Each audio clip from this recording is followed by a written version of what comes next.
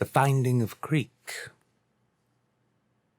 Kreek's eyes were wide and alive, having spied yet another new treasure. It was shiny and smooth. She had found it during one of her usual hunts. She had, as usual, been picking over the ruins of a city where handfuls of once great and soaring buildings sat as tall, grim skeletons amidst an arid wasteland, a testament to the greatness of the world which came before. Kreek knew nothing of that world. Born as one of the perhaps few thousand remaining people to come into the world since its fall, she had been alone for most of her life. Her mother had passed while giving birth to her, and her father, some years later, succumbed to long-term respiratory effects resulting from his exposure to the plague which had spread across the globe in his younger years.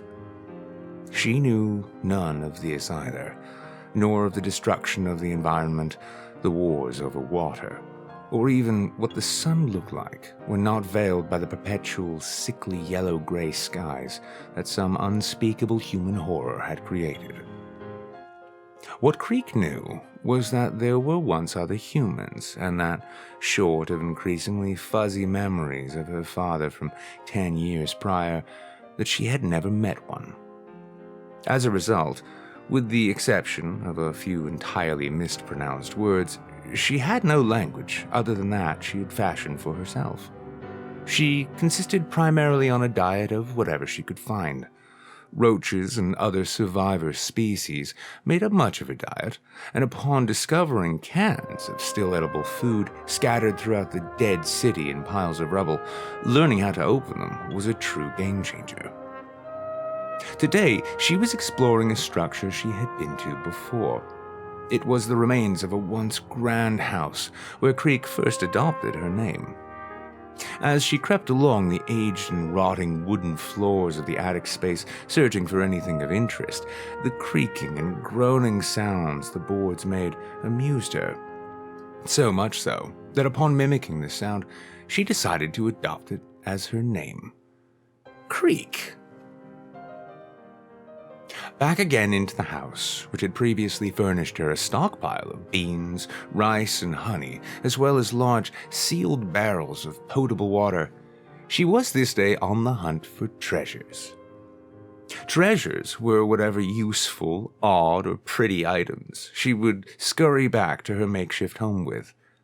It was while searching through a bedroom that beneath a pile of rotted and faded clothes, some of which Kreek took for various intended purposes, that she found a small, brightly colored plastic box. It stood out to her, as it had managed to avoid most of the sorts of discoloration or general decline as most everything else around. She picked it up, delighted to have possibly found yet another treasure. Shaking it, she heard a jumbling and jingling sound from within of multiple different objects. She laughed elatedly and shook it even harder, just for fun. This time, she heard the familiar sound of breaking glass. This only deepened her already giddy curiosity. Searching along the sides of the box, she quickly found the split between its top and bottom, and with a little finagling, soon opened it up. At the bottom, Kreek noticed shards of broken glass and ceramic chips. The glass was from photo frames. The ceramics were from an ornate statuette, which was, in fact, a childhood relic from the youth of the now long-dead original owner. Kreek pawed and sifted through the shards with her well-calloused fingers, until two odd things caught her eye. The first was two photos that remained still in their shattered frames. One was of a man and a woman posing on the day of their marriage. The other, a larger image of what had been a family gathering. Kreek, of course, had no idea what any of that meant, but still exuberantly removed the pictures from the box, smiled, and quickly stuffed them into her satchel. She loved images of people from before, as they were throughout most of her life the only sight of other people she'd ever really had. Her eyes scanned the inside of the box for more pictures as she shook it side to side, sifting the broken shards around. It was then that she saw it. Something shiny and gold.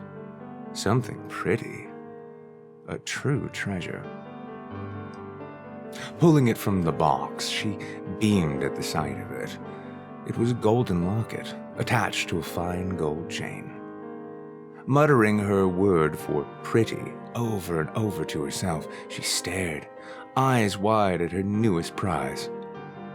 She didn't quite understand the exact reason she felt such a draw to it, but that hardly mattered, as she was one who seldom spent much, if any, time on what people from before tended to think of as why. Staring at it in wonder for a few moments, her attention was quickly drawn to the exciting sound of something moving. With a speed and accuracy that had been cultivated over her years in the wastes, Kreek smoothly drew her slingshot and a stone. In a single smooth motion, she fired the projectile at the source of the sound, hitting it square and killing it instantly. It was a rat that Kreek knew she could eat. This had been a very good day. She slipped back outside with her prizes in her bag, slipped on the goggles and ragged mask she wore to avoid the dust which was everywhere, and proceeded home. Home was the still-standing basement of a smaller home, which had been completely obliterated. It afforded a cool and quiet sanctuary from the wastes outside and had over the years become littered with the various odd tools, decorations, and knickknacks she'd bring in from her expeditions. Without rhyme or reason to the collection outside of Kreek finding something appealing or pretty, her home could easily be described as a nest. Taking up a knife, she gingerly skinned the rat corpse and prepared it, roasting it simply over an open fire pot in the corner. The scent of cooked flesh alerted her it was time to eat, causing her to salivate at the thought of her tasty treat. Sitting then at her makeshift work table, itself strewn with all manner of shiny objects and some odd machine parts, the function of which Kreek was entirely ignorant to, yet liked anyway, she began to wolf down her rat and examine her newest treasures. Looking over the two photos, she was struck by how many people there were in their group picture and how different they looked. Some were small, like she used to be long ago, and others still were tall. Some of the smaller ones showed signs of old age, another reality Kreek had never encountered. What struck her was how happy they all looked to be around one another. This made her smile as she began to imagine what it would be like to be with other people. Her attention then turned to the wedding photo. She of course knew nothing about weddings, but adored how the two people in the image seemed so happy to be wearing their fancy costumes beside one another. Finally, she took up the locket, the true prize of the day. Flipping it over in her fingers, she adored how smooth and soft the metal felt, how graceful the curves of the heart-shaped gold looked, and how it shimmered beautifully even in the slivers of light it caught from the cooking fire at the opposite side of the room. Examining it closer, she noticed the slim separation that ran along its side, and splitting it with her fingernail, opened the locket to expose the two pictures within. It was the couple from the wedding photo, each with images of their faces on either side of the locket's interior. Kreek felt a curious rush at this sight. Not in costumes as before, the pair in these pictures smiled so warmly, Kreek couldn't help but mimic the expression. They looked to be smiling at each other and very much in love.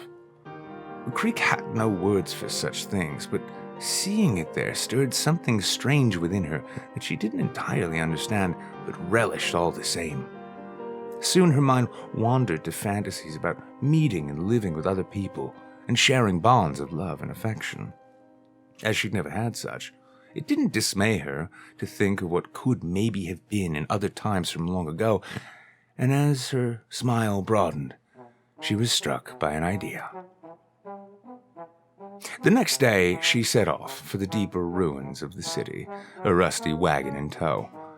She had been there before and recalled something she now desperately wanted for her home.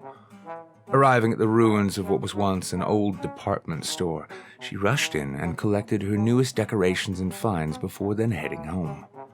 Once there, She set her small stack of mannequins up in a fashion somewhat resembling the family from the photo, and dressed them in whatever fitting clothing she could find. As the faces lacked definition, she smudged crude, smiling faces, using some ash from her firepot onto the heads, and once finished, marveled at the family she had assembled. Upon one of the male mannequins, she had fitted a mishmash of suit pieces, hoping to make it resemble the groom's costume from the photo. Then finally, she slipped into the dusty, faded, and threadbare wedding dress she had taken, recognizing it as the same costume worn by the smiling woman. "Kreek!" she proclaimed proudly, introducing herself to her lifeless company. "Kreek!" she said again, then proceeding to name each mannequin. "Chucha! Baba! Cuckoo!" She continued crafting these names until all 8 had one, each sound causing a spate of laughter as she thought about how funny they sounded. Kreek loved funny sounds. For months after, she continued festooning her makeshift family with clothing, jewelry, hats, and whatever she found that she imagined they might like. She would babble sounds, creating new words for herself as she spoke them to them, always finding herself wishing slightly more each time that one day one of them might respond. But they never did. Regardless, Kreek loved her new home life and family, often petting or admiring the locket she now wore religiously, which largely inspired it. It was on one particularly calm day, when the dusts and wind had mostly settled, that a peculiar sound caught her attention from outside while she sat in the fluffy, ancient wedding dress she wore whenever spending time with her company. As Kreek had never encountered any other life besides rats, roaches, and the surviving elements of the animal kingdom, she was understandably alert and confused. It was voices. Kreek could hear voices. More than one. Climbing out through the hatch which led to her subterranean nest, she scrambled up over one of the piles of rubble which surrounded her home, and to her shock, there, walking down the path, were people. Real, living people. 3 in total. At the head of the trio, all of whom were dressed in curiously new-looking clothing, carrying odd tools and equipment she'd never seen, which seemed to blink and flash with colored lights, was a young man of roughly her age. He had thick, dark hair and was tall and strong from what she could tell. Leaping to her feet, wedding dress blowing gently in the breeze, she waved her arms frantically and began howling. As the trio turned their attention to her, her eyes affixed to the tall man at the front of the pack. "Kreek!" she exclaimed, beating her hand against her chest to ensure they knew that she was Kreek. "Kreek!" The 3 began to approach her, waving hello. Kreek's eyes were wide and alive, having spied yet another new treasure.